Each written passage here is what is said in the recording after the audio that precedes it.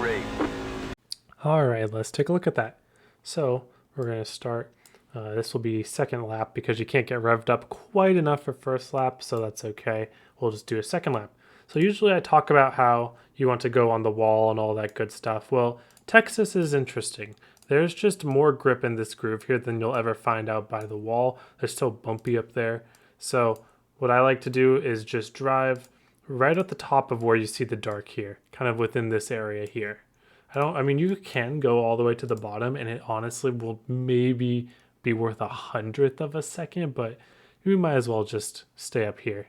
And then I kind of try to straighten out the exit a little bit. Honestly, this doesn't really matter too much. Full throttle, pick a groove somewhere in the dark, and you're more or less good enough. So we'll go to turn 1 here, and this is pretty much the only part of the lap where you're going to be making up your time. So there's a couple ways that you can approach this. I actually like not going all the way out by the wall. I feel like if you go too far out by the wall, because the truck actually gets loose, you actually lose a bit of time on corner entry, not shortcutting it. So I like to kind of enter a little more shallow than that. You don't want to enter too shallow though, or else you won't be able to keep your rears engaged. So once I'm starting to turn into the corner, there's kind of this point. You can kind of see where the wall kind of juts out and starts turning into stars and all that. Or I think it's all stars. Never mind. So you see the part where the wall kind of starts to jut out here. That's where I like to start turning in. And I kind of follow the banking all the way to the white line. And you see here that as I start turning down the track, I back my throttle down to about 75%. Nothing crazy. All the way, maybe 2/3. That looks more like 2/3 than 75%. But I keep the 2/3 until I get to the white line. And then I hold it there at the 2/3 until the car starts to slide up on its own. And then the moment that car starts to slide up is when I get back to full throttle. So 2/3 all the way down the hill. And then as the car begins to slide up off the white, full throttle. And then this right here is kind of a rodeo because you can see how I'm driving almost directly towards the wall. You're like, well, why aren't you just kind of arcing your exit out a little bit or taking a little bit shallower exit? Well, it's because this is about the limit of the tire to where it won't start sliding. And if we slide, we lose a ton of momentum and a ton of time. So I'm really trying to keep the car as straight as possible so that I'm not losing any time to that tire sliding. So that results in me pretty much just driving straight up to the wall. But if you're able to get a little better and always keep your rears engaged, that's great too. Okay, so 3 and 4, honestly, not a lot to it. We're going to want to be driving close to the bottom. I arced it out a bit here. Honestly, I could have gone shallower. I think I lost about 100th just not entering the corner sooner. So that sucks a little bit, but I mean, 100th is 100th.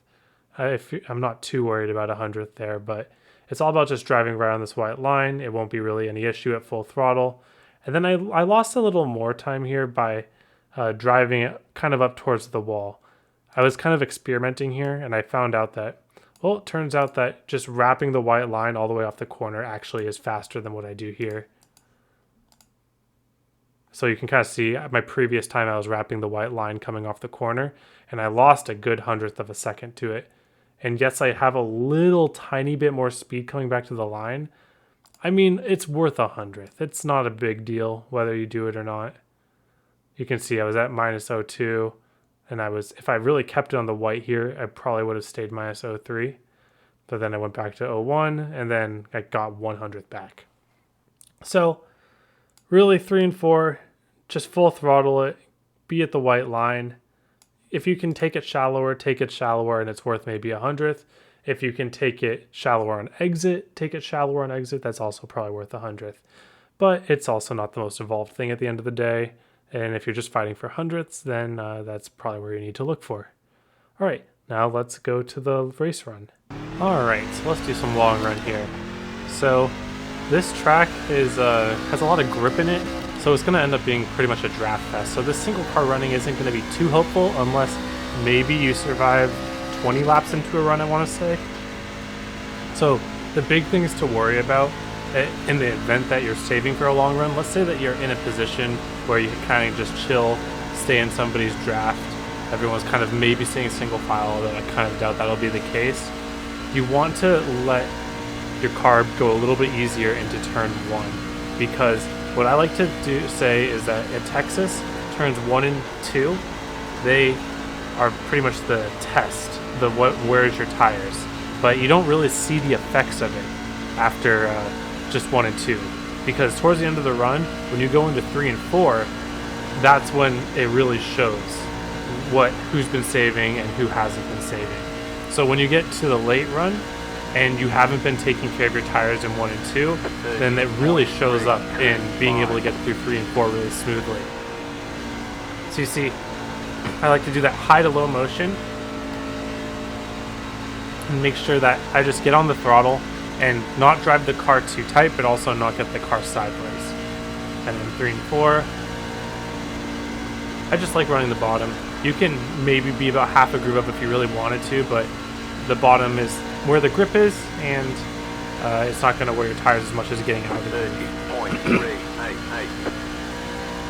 So we let out a little bit, try to get our car a little loose by hooking the bottom. So you see how I am really trying not to move my steering wheel any farther to the left after apex. You've heard me talk about that before probably. Very key not to keep steering the car after hitting the apex in 1 and 2. That's where a lot of the tire wear is going to arise from. 30.3. Because I'll show you a bad example right here real quick. Let's say I get to the bottom, and we get to the bottom, and I still need to turn and turn. Well, I got a little loose there, but I see turn. So to keep the car off the wall there, I just had to keep turning my wheel even more and more. If you go back to the replay of a lap ago, overall I just used so much less wheel there that's where all of the right front is. And you probably could hear the tires too a lot more in that previous lap than in the lap before. So we'll go over one more lap here just to show you guys. So let off a little bit early, let the car drift to the bottom on its own, then kind of use the throttle to help rotate the car off the corner, and then just really use as little wheel as possible. I don't think brake is going to be a thing, maybe really late run in 1 and 2, but these cars bog down quite a bit that I don't really think that the brake is going to be a factor. Alright, but one more thing I want to talk about is drafting. So this is going to be a draft test track. That there's no ifs, ands, or buts about it. It's just there's just way too much on throttle time for this not to be completely in the draft. So what I like to say in the draft here is you just want to be smart about not chewing up your tires while also staying in somebody's toe. If people want to get past you, that's their gamble. They're basically pushing as hard as they can to gamble that there'll be a quick caution, everyone takes tires, and they get the free track position. But if any run extends beyond 10, 15 laps, they'll just be kind of gone. 3 and 4 will just be horrible for them. So that's when you make it back. So if you want to be that person that gets to the front, you think that there's a vibe that everybody's just going to be wrecking all race, by all means, go ahead and try to race to the front, push as hard as you can in 1 and 2. But just know that the gamble is after 15, 20 laps, you're going to be giving a lot of that back. You can see already that there's pretty good tire fall off, even this early in the run. And it's just going to be a lot more exaggerated as the run goes on. And so it's just about minimizing your steering inputs in 1 and 2, and then you cash in what you saved in 1 and 2 to be able to drive 3 and 4 faster. Alright, I think they're good to go here. So if you have any questions, feel free to leave them in the comments below. I check it periodically throughout the week. And thank you all for watching. Hope you all have a wonderful day. I hope to see you all on the track.